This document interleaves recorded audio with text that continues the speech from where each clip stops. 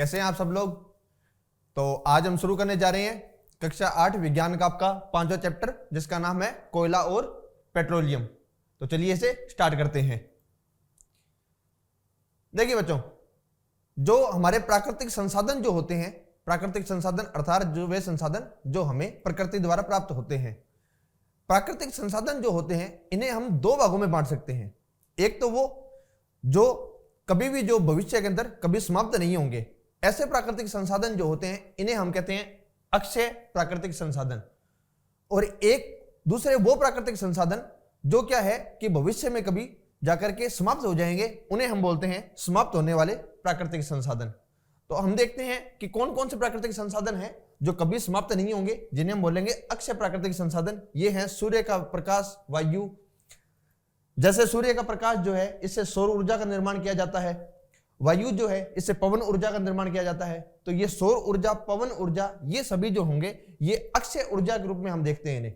और एक होते हैं समाप्त होने वाले प्राकृतिक संसाधन जो भविष्य में एक समय के बाद समाप्त हो जाएंगे। इसके उदाहरण कौन कौन से हो सकते हैं? इसके उदाहरण है वन, वन्यजीव, खनिज, कोयला, पेट्रोलियम, प्राकृतिक गैस आदि। तो चलिए अब हम स्टार्ट करते हैं कि कोयले के बारे में, कि कोयले का जो निर्माण है वो किस प्रकार से हुआ था। तो हम देखते हैं कि कोयले की कहानी, तो कोयले का निर्माण जो है ये किस प्रकार से हुआ है। तो देखिए बच्चों, क्या था कि जब बहुत समय पहले, लगभग 200 से 300 हजार साल पहले, जब क्या हुआ, धीरे धीरे जब ये पेड़ पौधे जो हैं वो क्या होते हैं, जब उनकी मृत पेड़ पौधे जो होते हैं वो जब जमीन में जब समाना स्टार्ट हो जाते हैं और लगातार जो मिट्टी जो होती है उनके ऊपर लगातार एकत्रित होती जाती है, तो एक समय के बाद वो इतने ज्यादा ताप और दाब में चले जाते हैं जिनके कारण जो है कोयले का निर्माण होता है उनके अंदर। और उस प्रक्रिया को हम बोलते हैं कार्बनीकरण। क्या कहते हैं इस प्रक्रिया को? कार्बनीकरण। और अब हम जान चुके हैं कि जो कोयले का जो निर्माण जो है वो मृत पेड़ पौधों के कारण हुआ है, और मृत पेड़ पौधों से निर्माण होने के कारण कोयले को जो है वो जीवाश्म ईंधन भी कहा जाता है। तो जो क्या वो लिखा हुआ है इसमें, उच्च ताप और उच्च दाब पृथ्वी के भीतर मृत पेड़ पौधे धीरे धीरे कोयले में परिवर्तित हो गए। कोयले में मुख्य रूप से कार्बन होता है। मृत वनस्पति के धीमे प्रक्रम द्वारा कोयले में परिवर्तन को कार्बनीकरण कहते हैं। क्योंकि यह वनस्पति के अवशेषों से बना है, अतः कोयले को जीवाश्म ईंधन भी कहते हैं। आगे अब क्या होता है, जब हम कोयले को जब हम गर्म करते हैं, और कोयले के अंदर हमें पता है कि मुख्य रूप से जो तत्व जो होता है वो कार्बन पाया जाता है।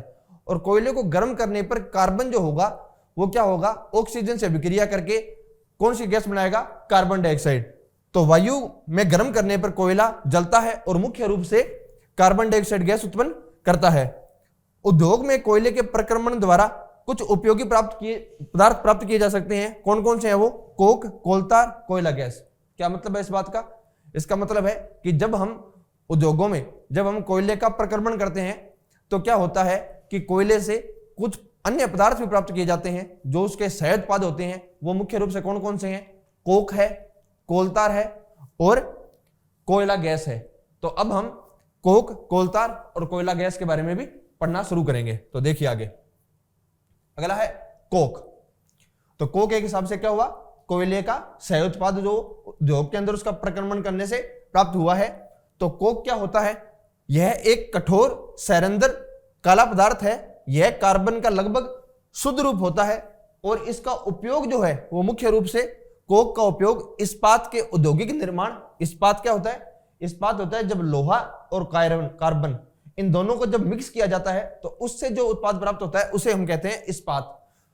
तो इस्पात के औद्योगिक निर्माण और बहुत से धातुओं के निष्कर्षण में कोक का उपयोग किया जाता है। तो यह था कोक के बारे में। अब हम शुरू करते हैं कोलतार के बारे में। तो कोलतार क्या होता है? कोलतार एक अप्रिय गंध वाला गाढ़ा द्रव होता है जिसमें लगभग 200 पदार्थों का मिश्रण होता है। कोलतार से प्राप्त उत्पादों का प्रयोग प्रारंभिक पदार्थों के रूप में दैनिक जीवन में काम आने वाली विभिन्न औद्योगिक निर्माण की तरह उद्योगों जैसे संश्लेषित रंग, औषधि, विस्फोटक, सुगंध, प्लास्टिक पेंट, फोटोग्राफिक सामग्री, छत निर्माण सामग्री आदि के अंदर मुख्य रूप से कोलतार का उपयोग किया जाता है। और क्या है? कोलतार का एक और जो मुख्य उपयोग जो है, जो आपसे एग्जाम में पूछा जा सकता है, वो ये है कि जो मोथ या जो नेफ्थलीन की जो गोलियां जो होती हैं, मोथ या नेफ्थलीन की जो गोलियां जो होती हैं जिनका हम मुख्य रूप से प्रयोग करते हैं कीटनाशी के रूप में, वो किसकी बनाई जाती हैं? वो कोल तार से बनाई जाती हैं। तो ये थे कोल तार के कुछ उपयोग के बारे में। आगे हम देखते हैं कोयला गैस के बारे में।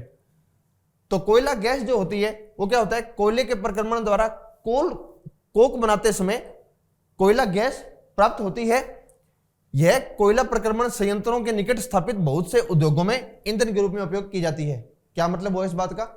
इसका अर्थ यह है कि जब हम कोयला जो होता है उसे हम जो कोक का प्रक्रमण कर रहे होते हैं तो उस समय जो है एक गैस उत्पन्न होती है जिस गैस का नाम होता है कोयला गैस। और इस कोयला गैस का हम उपयोग कहां कर सकते हैं? इस कोयला गैस का उपयोग इसी कोयला संयंत्र के अंदर एक ईंधन के रूप में हम प्रयोग में ला सकते हैं। तो यह था कोयला गैस के बारे में। तो हमने कोयले के बारे में पढ़ा, कोयले के बारे में हम इसके 3 सहायक उत्पादों के बारे में पढ़ा, कोक के बारे में, कोलतार के बारे में और कोयला गैस के बारे में। तो अब हम आगे स्टार्ट करते हैं पेट्रोलियम के बारे में। देखिए बच्चों, पेट्रोलियम शब्द जो है वो 2 शब्दों से मिलकर के बना है। एक शब्द है पेट्रो और दूसरा है ओलियम।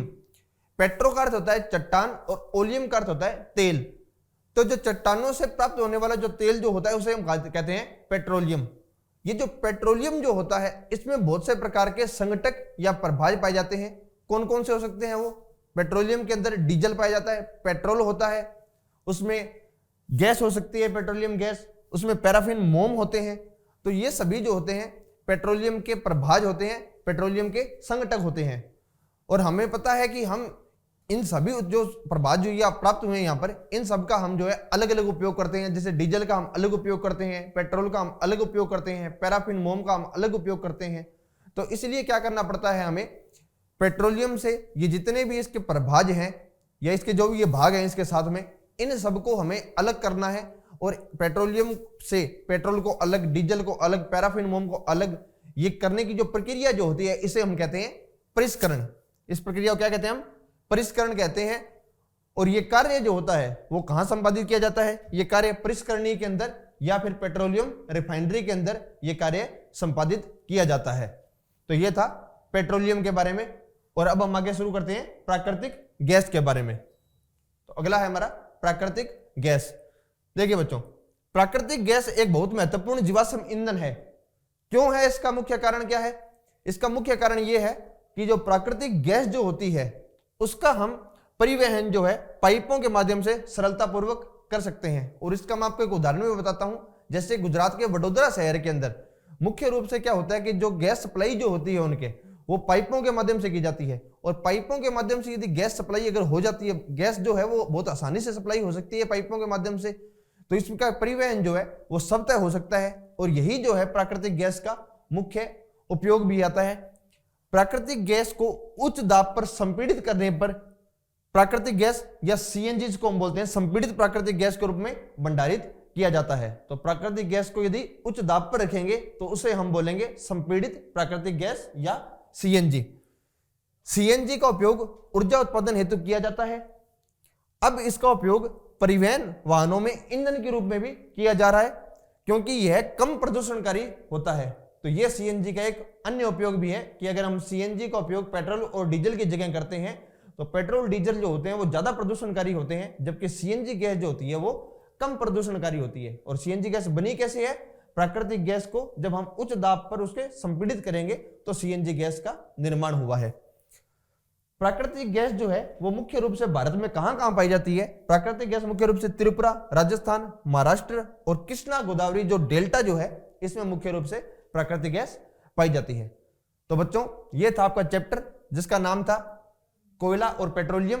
इसमें हमने स्टार्टिंग से लेकर के जो मुख्य रूप से समाप्त होने वाले जो हमारे प्राकृतिक संसाधन जो हैं उनके बारे में पढ़ा है, जो थे कोयला और पेट्रोलियम। इसके अलावा हमने प्राकृतिक गैस के बारे में भी देखा। तो चलिए बच्चों, मिलते हैं हम नेक्स्ट क्लास में अगले चैप्टर के साथ। Thank you.